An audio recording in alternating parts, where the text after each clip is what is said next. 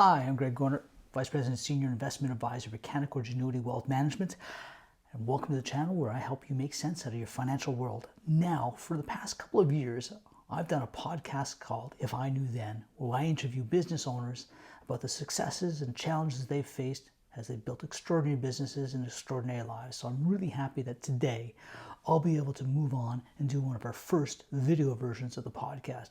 So I hope you enjoy it. Now today, I'm going to be joined by one of the most sought-after illusionists in the United States. He's appeared on national TV, on Penn and Teller's Fool Us, Masters of Illusion, PBS's biopic on Johnny Carson, American Masters, and no less than Jack Welsh, the former CEO of General Electric, has called Kevin one of the best I've ever seen. And Google CEO Sundar Pichai has called Kevin's show one of the freakiest things he's ever seen. So happy to welcome Kevin Viner. Hey, Kevin, how are you? Great. I'm great. Thanks for having me here. You're very welcome. So let me just walk through because, why don't you tell me a little bit about your business? Because you're an entrepreneur. You're one of the hardest working guys I know in the entertainment industry. And just walk through, how you got started, what you do, and because you've got some amazing stories. Yeah, so I build myself as a mentalist, and you can think of a mentalist, it's kind of like a magician, but whereas a magician plays with your perceptions visually, right? They make things appear and disappear. A mentalist, my job is more to create this illusion that I'm getting inside people's heads. So basically, reading their minds. It's kind of like, I'm not a psychic, but I play one on TV type Right. thing. So that's really what my job is. And there are elements of psychology, and so it's kind of a combination of psychology, social cues, reading people, and then also trickery, obviously, right? That's where kind of the magic side of it comes in. Yeah.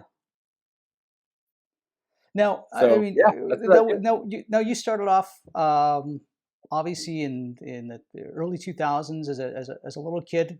You started off in magic. Yeah, so let's see. I would have been a teenager in 2000. I was born in '86.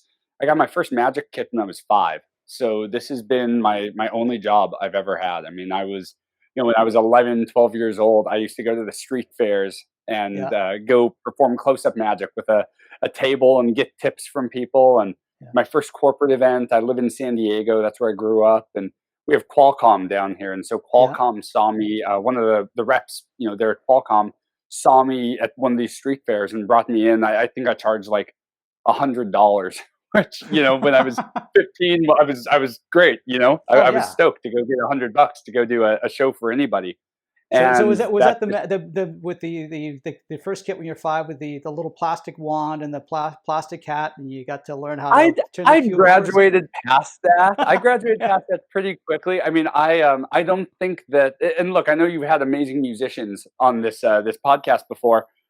With people who really excel in the arts, I don't think that obsessed is even enough of a statement. I mean, you really yeah. have to devote your life to that art to be able to make it profitable, and then to the business side of it too. So I mean, I'd get home from school, I learned to do my homework really quickly because I wanted to keep my grades up, otherwise my dad wasn't too happy.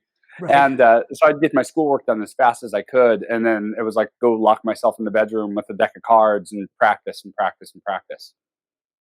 Wow. So I mean, so 15 years old, you're doing gigs for Qualcomm. You're starting to thinking about doing a career. Now, where does it go from there? So you graduate from high school. I know you've been on Penn and Teller. You've been on some PBS documentaries. I know that the uh, Sundar Pichai from Google has called your show the freakiest thing he's ever seen. I think that's his quote. Yep. How did you get to that point? And I mean, that's just some amazing stories. Man. I know you've performed for some amazing people.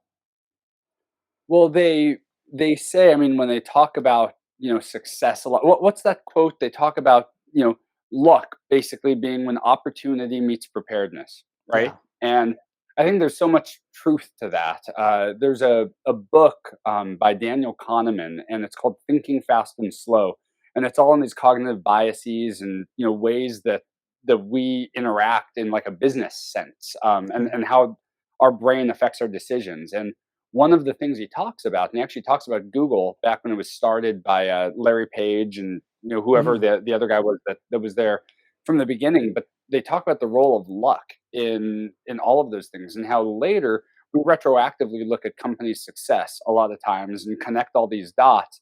But the truth is that if those dots hadn't, connected in that way, they might have connected in some totally different way. So for yeah. me, I'm always really careful to not attribute, you know, yes, I worked really, really hard, but all of these different things that came around, I mean, they were really just being in the right place at the right time. And after high school, I went to college up in Orange County, California. So I went to Yeah. UC Irvine, got a degree in mathematics. And when I was there, I just happened to be in Newport. I mean, I was in this very affluent area here in San Diego. We have La Jolla, we have Rancho Santa Fe, we have some of the wealthiest zip codes, in the United States. So I lived in a demographic area where I was able to find clients that were having parties and willing to pay money to bring me in to do events. So I mean, that was one side of it. The other side of it was I just worked as much as I could. So I mean, even in college, there were a couple restaurants on the waterfront there in Newport Beach, and I'd go and perform table to table.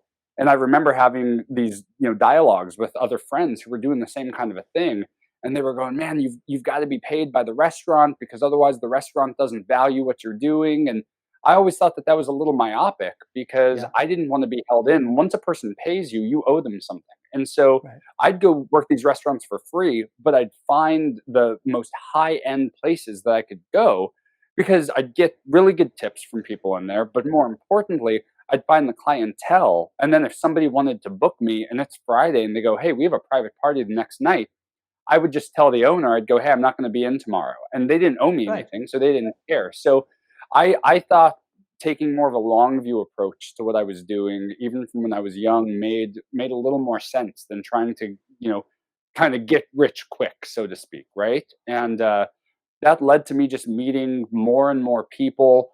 Every show that I did, every event that I did led to more gigs, and kind of my thought process on it. Most magicians, most mentalists, you ask them what they're doing and why they do it. They go, "Well, my job is to fool people." And I learned really early on that's the vehicle, right, through which we Yeah. work, but really our job is to change the emotion and the feel of an event. And so if you go in there with that as the intent, and you go in there with the intent to really elevate the event, then you're more than just an entertainer. You're kind of this ambassador of goodwill for the entire program. And once those dots connected for me, business really just started taking off. And one person told somebody else, who told somebody else, and that's what's brought me to where I am now. Wow. I mean, that's so interesting. Now, obviously, in the entertainment world right now, well, in the world in general, but in particular, I would think in the entertainment world, you guys are facing some pretty serious challenges across the board. So, usually at this point, I would ask, what are the biggest challenges that you face in your business? But in the COVID area, what are your biggest challenges that you face, and how do you? I mean, you can't. I mean, you can't do big stadium gigs like you used to. You can't do parties like you used to. How are you making this all work? Because I know you've been successful, and you, like all successful entrepreneurs, you find a solution to the problem, and that's what I always like about this group that I surround myself with is, we're the kind of people that, what's option A, what's option B, what's option C? Okay, give me option D. We'll figure this out. Well, look, I mean, you're in the finance world, you're in the business world, you understand. I mean, there's people are so risk averse, right? And Yeah, that's one of the reasons that companies don't change what they're doing. Oftentimes, when something's working, they're thinking, "Well, why do I want to switch it up and try something new? Because that could damage well, us yeah, instead of helping us." And yeah, that's really where the entertainment industry was. I mean, I was out doing live gigs, I was out performing. I never thought to myself, like, none of this was here. This is all a set that I built. You know, I took some paneling and put up on my wall and put lighting in there, and I didn't know how to use, great camera equipment. I didn't know how to, use these. I mean, if you could see what's down here out of view, I've got all these different switchers and, mouse pads to do things. I knew how to do none of that. yeah, So March, April rolls around and I start getting cancellation after cancellation. yeah, And I called a couple of my friends and I said, "Look, this isn't going away. We're not going to be working until at least fall of 2021. Yeah. And back in March, my friends told me I was crazy. They go, "Nah, this will be a couple months." And I just thought through the cycle of how companies, because all of my business now, it's corporate events. So it's these Yeah. big meetings. And we talked, a couple minutes ago about how I said corporate America, especially, very risk averse, right? Yeah. And so they're not going to be planning events when they might have to be canceled. Summertime is always a pretty dead season anyway. So I just thought through, if they're talking about winter, possibly as a vaccine being developed, we're not going to be looking at people going back to normal travel potentially until summer of next year. So business Yeah, doesn't come exactly. back till fall.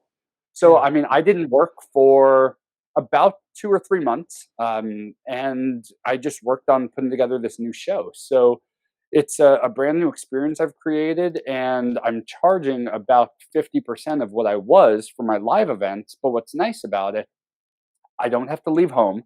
I was on a plane. I mean, last year, I was on a plane every single week, sometimes multiple times a week, with the exception of like over Christmas and Thanksgiving. Yeah. And now I get to be home with my wife. Like today, after we get off this call, I have two back-to-back shows, and That's one of the perfect. companies, yeah, one of the companies is an East Coast group, and then I have a West Coast group afterward. I'm able to do shows for European audiences in the morning, and Right. that's what's nice about it. So I'll show you something real quick. I'll do something kind of fast for you Yeah, because I've absolutely. learned, as a mentalist, my job is really to influence people's thoughts. And when I'm there in person, there's different ways that I can make that happen. But virtually, I have to, like, I can't study your body language as well. I'm looking at a camera, and if I'm looking, here at you on the screen, like, I'm not Yeah. making eye contact with the audience. So there's this trade off. So I'm going to try instead to put a thought into your mind right now. I want you to imagine you walk into like a cigar shop and you go to buy a cigar for a friend. Okay, you're purchasing some cigar for a friend. I'm going to write down how much this cigar costs. This is just my guess. Imagine this: you reach into your wallet, you pull out all of the money that is in your wallet. Okay, just in your mind. Give me a dollar amount. How much money was in your wallet to the dollar? Uh, $180. Oh, okay, so that'd be like a very expensive cigar. Oh, no, So no, sorry. I misunderstood. I thought you said how much money is in no, my wallet. Okay, that's yeah. okay. That's okay. 'Cause look, I wrote I'm not down. spending I on a committed. cigar. I They're said not that that the important to cigar me. cost $182, right? I said it was going to be $182. Now, here's the thing: if you went to buy a cigar that was $182, but you only had $180 in your wallet, A, that'd be an incredibly expensive cigar. But B, they wouldn't let you buy it, right? They'd say you were $2 short, and they call that close but no cigar. So I wrote this down. I put something in here because I knew we'd be on this call today. And so I said, Greg will be short $2. That is awesome. That Isn't is that awesome. crazy? That is fantastic. And to this day, I have no idea how you do it, and I love you for it. Kevin and I met probably about 5 years ago at an event that he did. I was blown away by it. I was so impressed. I had him come up to Vancouver, where we live, and he did a show. And I still have some people think that he had plants in the audience, that he was so good. His show it's just incredible. It's unforgettable. And it's stuff like that, because I'll tell you, this is recorded, so you might think that I knew what was going on beforehand. Nada. This is spontaneous. So thank you, Kevin, once again. And by the way, Yeah. nice set that you've got there. Thank you. Thank you. So yeah, I've built this, and it's been, I mean, look, innovation happens through like iterative processes, right? And Uh-huh. this started downstairs. I mean, we have a nice house. It's not huge. It's a, just 3 bedroom, 2 bath Yeah. home. And my wife is a musician. So one of the bedrooms Yeah. is already a recording studio. I Yeah. had my office, and we're looking, where do we build now a new set? And so it moved from downstairs to the bedroom. I have still a green screen because I do some things for clients where I'll customize it and put their logos up. And I finally settled on this as a permanent solution. So I'm really happy with it. No, I like the lights a lot. I threw up banners when this whole thing started, and they're actually covering up electric guitars that are on the wall. So great. Two And good my spirits. desk here is actually a piano. So, I love it. I so, love it. It's but well, look, I mean, you make do with what you have, right? w- And w- everyone starts somewhere. So I mean, my first virtual show that I did yeah, was not great. But then I just started like I got all my friends and family. I said, "Hey, spread the word," and I did like 20 free events where I was just bringing people on. Let's test different things, and I'd watch every show and take notes on what worked, what didn't, how can I evolve this, what's the feedback from people, and I just plowed through it and finally created something I'm really happy with, and no, it's nice because live, there's nothing that's going to ever substitute for a live no, performance. But on video, there's certain things that I can do, like being able to do, overhead shots and stuff like this, right. that I couldn't do that as easily in my live shows. It was all about people watching me on stage. So in a way, I'm able to do some more intimate things for people through this medium than I even was, on stage in like an arena performing. Well, that's fantastic. Now, what I'm going to do is I'm going to put a link to Kevin's site in the comment section down there. Great show that Kevin does. Why don't we step back? One thing, talking about 20 years ago, what would you tell yourself? What advice would you give yourself? Not only would you follow it, but what kind of things have you taken away? Because I mean, you've faced adversity, you've overcome things in a fantastic way. Your approach has always been, just take any work that's given and build up all that goodwill and just really do solid work. Are the things that I'm hearing from you, which is and not be afraid to innovate. And I mean, I think, as I Yeah. said, in this situation here that we're all in, you definitely see the people who have innovated, innovated, and because life goes on, and whatever the world is, we have to figure a way to make it work. Yeah. Yeah, Let's see. I mean, that's a big question because there's, I mean, over a lifetime of doing entertainment, you learn so much. I think probably the biggest takeaway that I would have would be to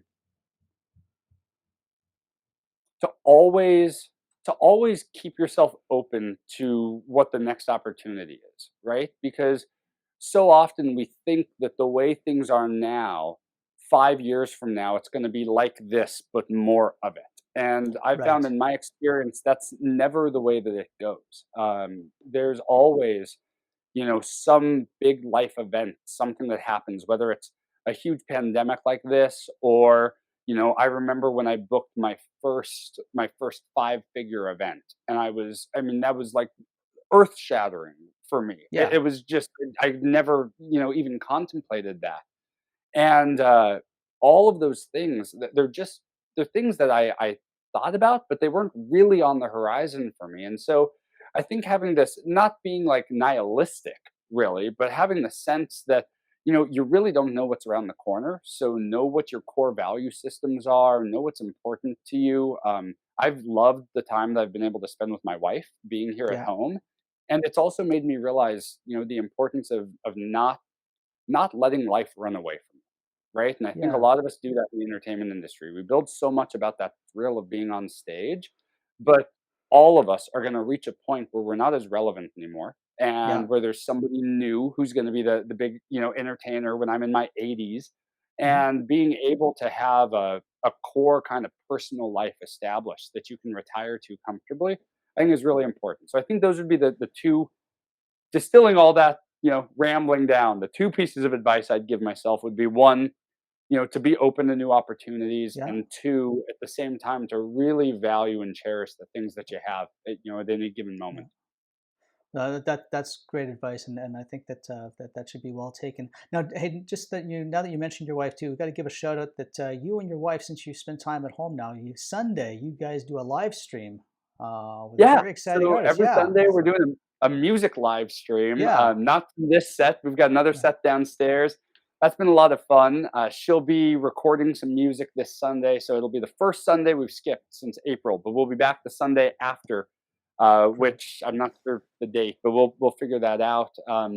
So yeah, I mean, if anybody Always here worth wants checking to it check out. out, Yeah. yeah, if anybody wants to check out her music, she's Jessie Lark, so you Yeah. can look up Jessie Lark Like a Songbird. Find her on YouTube, all the socials. And then I have kind of a little plug over Halloween. Yeah. I have a series of a couple shows I'm doing virtually. So I know that, with COVID, trick or treating is kind of a weird thing, and Yeah. most people aren't really doing it right now. And so I'll show you. I've got this little banner. So I'm doing the show called Haunted Thoughts, and it's going to be a family-friendly show. I'm doing it over Zoom, so that's my social, the Kevin Viner. I know that you'll link to the page there as well, Yep. Greg. But that's going to be a really fun show. So the Friday show sold out, but Saturday I have two shows, 4 p.m., 7 p.m. Pacific time, Yep. and so 7 and 10 Eastern. And they're going to be really fun. So you can grab tickets for that on the website if Perfect. anyone's interested in checking it out. That's fantastic, and it just shows another way just of adapting and innovating to just a very strange world that we're into today. So we're gonna Right? have to wrap it up in a little bit. Is there anything else you want to share with us before you need to run away? Yeah, let's try something else. Let's Yeah. do something else for you here. So these are they're called ESP symbols, and Dr. Mhm. Joseph Rhine, like way back in the 1800s, he used to, Yeah. before we knew that people don't have real psychic powers, right? He used to Mhm. test people for like their intuitive abilities, and he'd use symbols like this because they're all pretty different. So, Greg, the way that our memories work, we typically remember positions of about 7 objects at once. And that's why, Right. like, phone numbers here in America are 7 digits, right? Minus the area code. So these are 5 symbols. If I asked you to memorize the order of those, Mhm. you could do it pretty quickly. If I Right. asked you to tell me what symbols these were, you could do that really easily because you've got these mental placeholders, right? For where Right. they all go. But if I start mixing these things up, even not, you know, very quickly, if I just give them a mix, at this point you start to forget exactly which one goes where, right? Right. So like you're not sure right now which one's which. Would you agree? Yes. Absolutely. Where would you guess if you just used your own intuition? Where would you guess that this one went? I'm gonna go with the star. You're going to go with the star. So what Dr. Ryan would argue is that if people got more than 20% correct on a regular basis, right? Yeah. That maybe they had, we'll see how you do. Where Yeah. I'd put it under the square. you put under the square. Okay, let's go to the square. Top, middle, or bottom? Call one out for me. Bottom. Bottom. Where's it go? Um, I'm gonna go with the squiggles, the waves. Gonna go with the squiggles, okay, with the little waves there. This one right here in my left hand, where would you like that to go? Cross. The cross. Now look, people see this and they think to themselves, maybe I influenced them. So I want to give you one chance here at the end. Do you want me to switch this one, Greg, with any of the others? No, I'm good with the circle. You're good with the circle. Well, that's a good thing because that is actually the circle. So now that would be 20%, right? Which means Right. that if you got 40% of them right, we might start to think that you were a psychic. But if you got all of them correct, I think Greg's actually going to be doing my show for me on Halloween. So if y'all tune in, you're going to see the Well, newest psychic performing. thank you, Dr. Binkman. Yeah, right? That was awesome. That no, So that thank you so much for having me on this today, Greg. It's always just great seeing you too. I mean, we go back, I'm trying to think when that first event was that was like 6 years ago or 6, 7 7 years, years yeah, ago something like that that. we Yeah, met, it something like was. that. So Yeah, no, I mean, and like I said, Kevin does a fantastic show. If you get an opportunity to see him or book him, I don't make plugs easily here, but Kevin's definitely worth it. And just from a business point of view, learning how he's taken something that is, I would argue is an unusual business and made it super successful and been able to adapt and overcome some amazing obstacles and turn it into like just a fantastic lifestyle. And I just love to see it. And I love to see successful people. Thank you very much, Kevin Viner. Greg, thanks so Thanks, Kevin. much. Always Thank great you. seeing you. Bye.